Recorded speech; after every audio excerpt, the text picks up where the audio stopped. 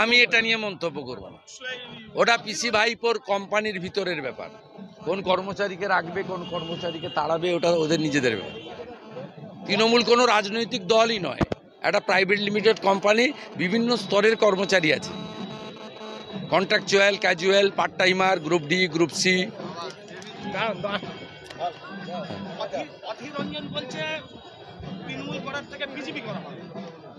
ও ওখানে বিজেপির যে ভোট ব্যাংক কারা আছেন আমি বলছি না, সেই ভোট ব্যাংকটাকে ডিস্টার্ব করতে চাইছে।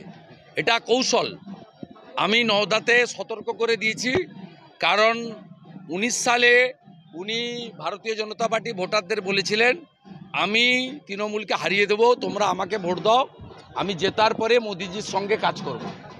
উল্টে নরেন্দ্র মোদিজির 5 বছর ধরে কুৎসিত অশালীন আক্রমণ লোকসভাতে উনি করেছেন। উনি একটা সময় নরেন্দ্র মমতা মানুষ, যাকে লোক হিমালয় পর্বতের মতো, গঙ্গার মতো রেসপেক্ট করে ভারতবর্ষের জনগণ, তাকে নর্দমার সঙ্গে তুলনা করেছিলেন এই অধীর রঞ্জন চৌধুরী। তাই এবারে ভারতীয় জনতা পার্টির ভোটাররা ডক্টর নির্মল সাহাকে ভোট দেবেন। তিনি বিভ্রান্ত করার জন্য এটা করছেন, এতে কোনো লাভ হবে না। অধীর চৌধুরী থার্ড হবে এবং বহিরাগত ইউসুফ পাঠানকে হারিয়ে ওখান থেকে রাষ্ট্রবাদী ডাক্তার নির্মল সাহা এবারে মোদিজির কাছে পৌঁছাবেন। এই প্রশ্ন করতেই আজকে রিপাবলিক বাংলার সাংবাদিকের কলার চেপে ধরল অধীর রঞ্জন চৌধুরী। পিসির যেমন মাথা খারাপ হয়েছে, উল্টোপাল্টা বলছেন, ঠিক এরও মানসিক অস্থিরতা তৈরি হয়েছে। তিনি বুঝতে পারছেন যে 5-6 টার্মের এমপি, দিল্লির বাংলো, কেন্দ্রীয় সরকারের দেওয়া সিআরপি, সামনে পুলিশের পাইলট কার, সমস্ত স্ট্যাটাস 4 জুনের পরে শেষ হয়ে যাবে। তাই মানসিক অস্থিরতা থেকে এই ধরনের আচরণ করছে। মানসিক অস্থিরতা থেকে করছেন, বলুন আর কি আছে।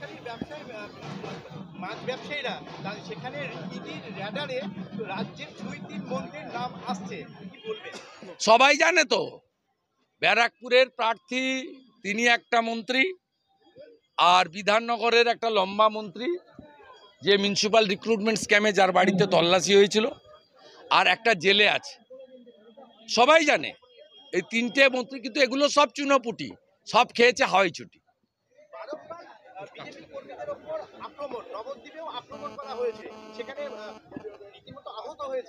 আমাদের প্রার্থীদের উপর আক্রমণ হয়েছে, রেখা পাত্র মহোদয়ের উপর আক্রমণ হয়েছে, ডাক্তার প্রণত টুডুকে হসপিটালে থাকতে হয়েছে, নিশীথ প্রামাণিকের উপর আক্রমণ হয়েছে, শান্তনু ঠাকুরের উপর আক্রমণ হয়েছে। গতকাল সনাতন সোরেন, আমাদের এসটি সভাপতি ঝাড়গ্রাম, বিয়ে বাড়ি থেকে ফিরছিল, মেরে মাথাতে কুপিয়ে দিয়েছে। এরা ট্রাইবাল শিডিউল কাস্টদের দেখে দেখে আক্রমণ করছে, কারণ এসটি ওবিসিরাই হচ্ছে মোদিজির আসল ভোট ব্যাংক। এদের উপরে টার্গেট করে আক্রমণ করা হচ্ছে।